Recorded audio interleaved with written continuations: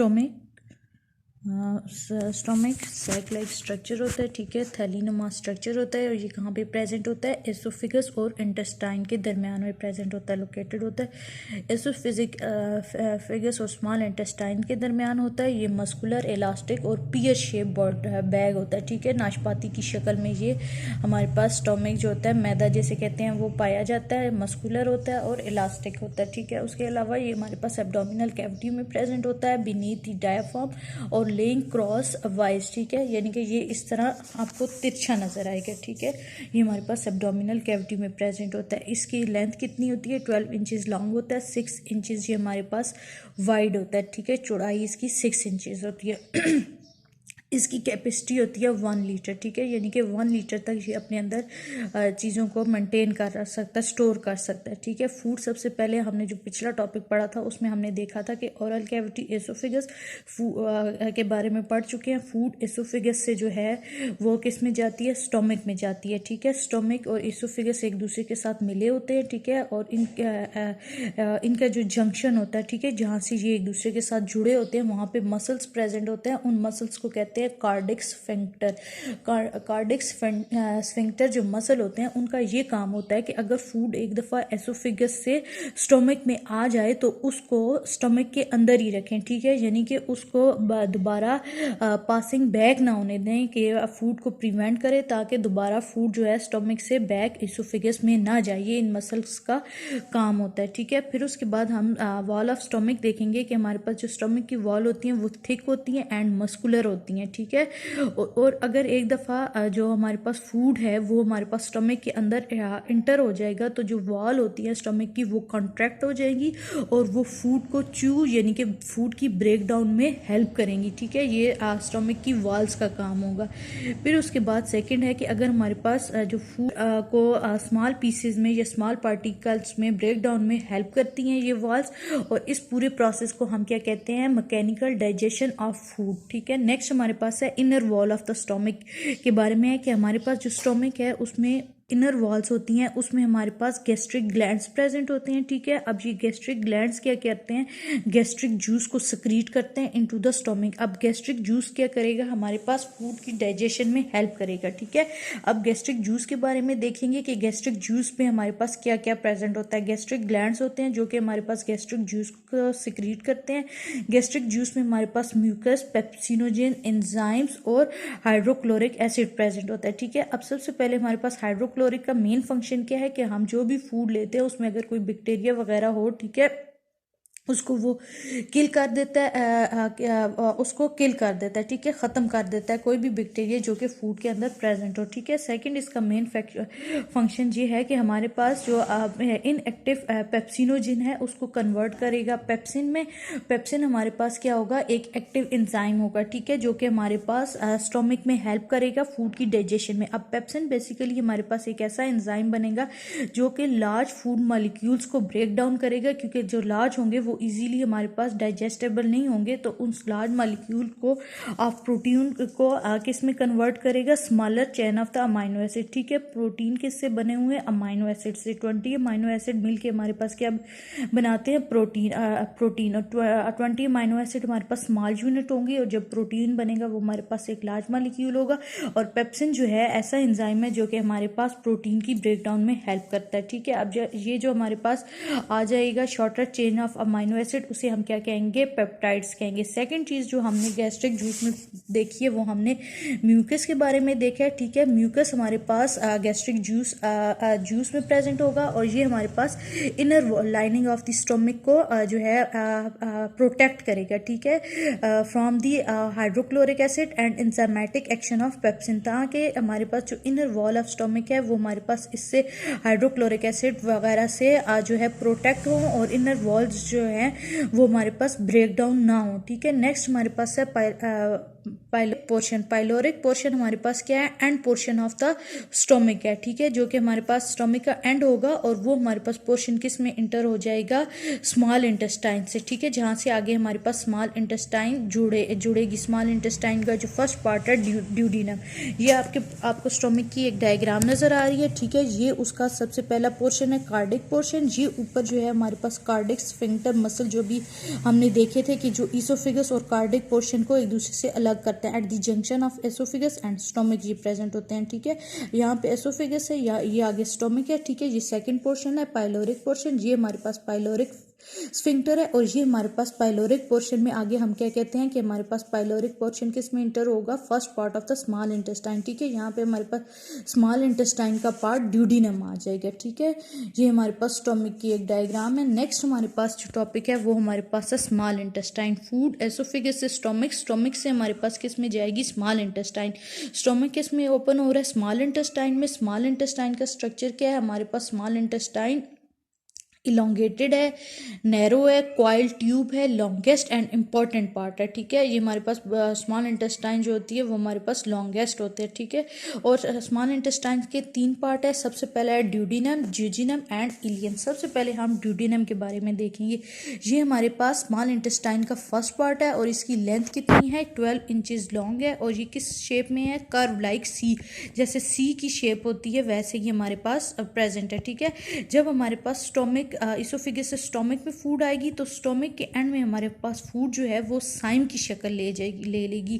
साइम हमारे पास क्या है, सूप लाइक फ्लूइड, ठीक है, एक वाटरी फ्लूइड है, थोड़ा थिक सा फ्लूइड होगा जिसे हम साइम कहेंगे, ठीक है। अब जब स्टोमिक से सबसे पहले साइम किस में आएगा, ड्यूडिनम में आएगा, ठीक है, फिर उसके बाद है कि साइम के साथ और किसके साथ के साथ एडिशन हो जाएगी बाइल और पेनक्रियाटिक जूस की, ठीक है, बाइल और पेनक्रियाटिक जूस ये भी हमारे पास डाइजेशन में हेल्प करेंगे, ठीक है। बाइल जो है वो कौन सिक्रीट करेगा, लिवर, ठीक है, और पेनक्रियाटिक जूस की सिक्रीशन किधर से आएगी, पेनक्रियास देखेंगे, ठीक है, जैसे कि हमारे पास बाइल की सिक्रीशन हम क्या क्या कह रहे हैं किधर से आ रही है, लिवर से। लिवर के बारे में देखेंगे, liver as a digestive gland, liver जो है हमारे पास ये डाइजेस्टिव ग्लैंड होगा। लिवर का स्ट्रक्चर क्या है, लार्ज है, रेडिश है एंड ब्राउन ग्लैंड।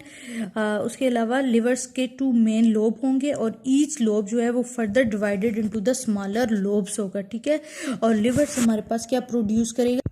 नेक्स्ट हमारे पास है बाइल। बाइल हमारे पास क्या है, ये ग्रीन अल्कलाइन लिक्विड होता है विदाउट एनी एंजाइम। और बाइल के अंदर क्या क्या प्रेजेंट होता है, वाटर प्रेजेंट होता है, सोडियम बाइकार्बोनेट और एक्सेस ऑफ कैल्शियम प्रेजेंट होता है। बेसिकली इसका काम क्या होगा बाइल्स का कि लार्ज फैट मॉलिक्यूल्स जो है या फैट्स उनको स्मॉल ड्रॉपलेट्स यानी कि स्मॉल छोटे छोटे पीसेस वगैरह में ब्रेक डाउन करेंगे और इस प्रोसेस को क्या कहते हैं, इमल्सिफिकेशन ऑफ फैट, जिसमें हमारे पास फैट्स की जो है आप कह सकते हैं डाइजेशन या ब्रेक डाउन होती है, ठीक है। इसमें हमारे पास क्या हेल्प करेगा, बाइल। नेक्स्ट हमारे पास है pancreas as a digestive gland. Pancreas हमारे पास ये येलो कलर का ऑर्गन होगा और बीनीथ स्टोमिक, स्टोमिक के बिलो प्रेजेंट होगा और इसका कनेक्शन किसके साथ होगा, first part of the small intestine duodenum, ठीक है।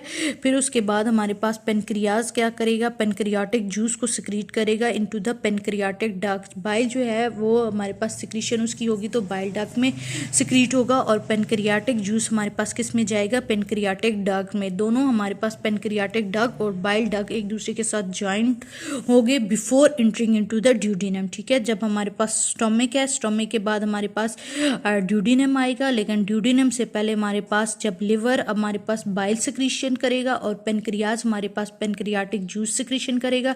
दोनों अपनी अपनी डक्ट में ये सिक्रीशन करेंगे और दोनों डक्ट्स जो होती हैं वो एक दूसरे के साथ ज्वाइन करेंगे before entering into the duodenum, ठीक है।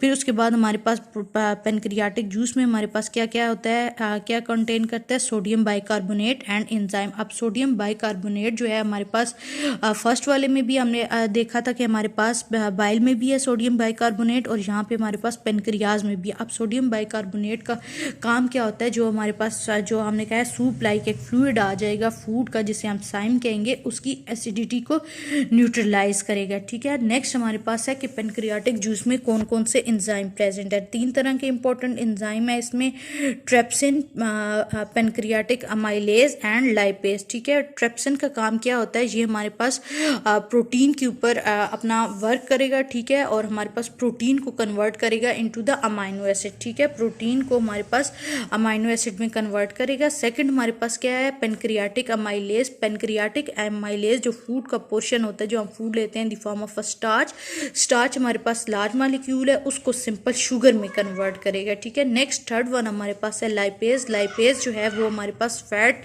जो होगा, लार्ज मॉलिक्यूल ऑफ फैट्स को कन्वर्ट करेगा into the smaller fatty acid and glycerol. ठीक है, ये पेनक्रियाज है, pancreas as a digestive gland. Next जो है हमारे पास इंटेस्टाइन का सेकंड पार्ट आ जाता है, जिसे हम कहते हैं ज्यूजिनम। ज्यूजिनम ये हमारे पास second part of small intestine है आफ्टर ड्यूडिनम। ठीक है, इसकी लेंथ क्या है, 2.4 मीटर लॉन्ग। ड्यूडिनम से हमारे पास किस में आ जाएगी, फूड ज्यूजिनम में आ जाएगी। ठीक है, फिर उसके बाद थर्ड वन आएगा इलियम।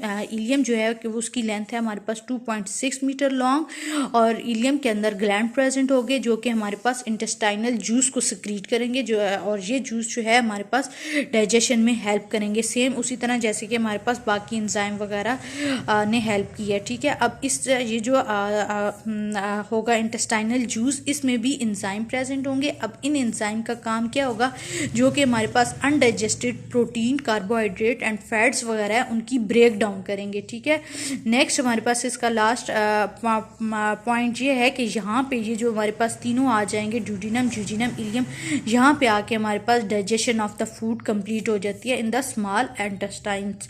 नेक्स्ट हमारे पास इसके बाद जो स्मॉल इंटेस्टाइन के बाद जो हमारे पास आ जाता है वो है एब्जॉर्प्शन ऑफ फूड। ठीक है, अब हमारे पास फूड ब्रेक डाउन होगी है बिल्कुल स्मॉल पीसेस में, और हमारे पास बहुत ज़्यादा उसमें न्यूट्रिएंट्स होंगे जो कि हमारे पास ब्लड जो है उनको एब्जॉर्ब करेगा और बाकी हमारे पास पूरी बॉडी को प्रोवाइड करेंगे। ठीक है, उसमें अब सबसे पहले एब्जॉर्प्शन ऑफ फूड में हम देखेंगे कि हमारे पास आफ्टर कंप्लीशन, जब कंप्लीट डाइजेशन ऑफ फूड हो जाएगी तो हमारे पास एंड प्रोडक्ट हमारे पास क्या आएंगे, amino acid, simple sugar, glycerol and fatty acid. ठीक है, ये हमारे पास एंड प्रोडक्ट है, और ये सारे एंड प्रोडक्ट जो है कहाँ से एब्जॉर्ब होंगे, फ्रॉम दी स्मॉल इंटेस्टाइन। ठीक है, नेक्स्ट हमारे पास है कि स्मॉल इंटेस्टाइन की जो लाइनिंग होती है, इनर लेयर्स, या उसका स्ट्रक्चर आप कह सकेंगे कि हमारे पास स्मॉल इंटेस्टाइन होती वो स्मॉल है। ठीक है, यानी कि थिन होंगी, बट जो होंगी उनकी लेंथ काफ़ी ज़्यादा होगी। ठीक है, वो हमारे पास इनर जो लाइनिंग होगी वो हमारे पास फोल्ड होगी। ठीक है,